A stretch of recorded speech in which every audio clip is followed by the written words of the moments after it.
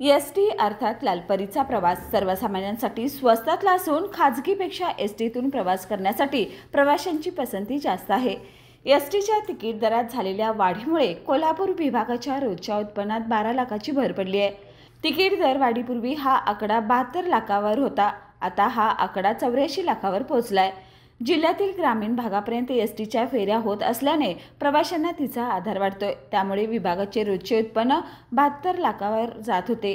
या स्थितीत विभागातील कर्मचाऱ्यांनी वेतनवाढीसाठी आंदोलन छेडलं होतं, त्याचा परिणाम म्हणून वेतनवाढ करण्यात आली आहे। या दरवाढीनंतर प्रवाशांच्या खिशाला कात्री बसणार असा सूर व्यक्त झालाय।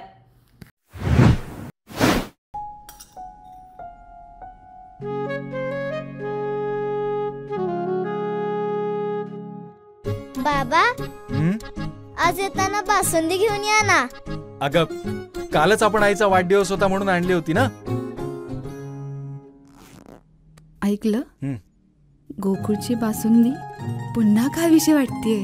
खरं सांगू, मलाही खावीशी वाटतेय। पुन्हा पुन्हा खावीशी वाटणारी गोकुळ बासुंदी।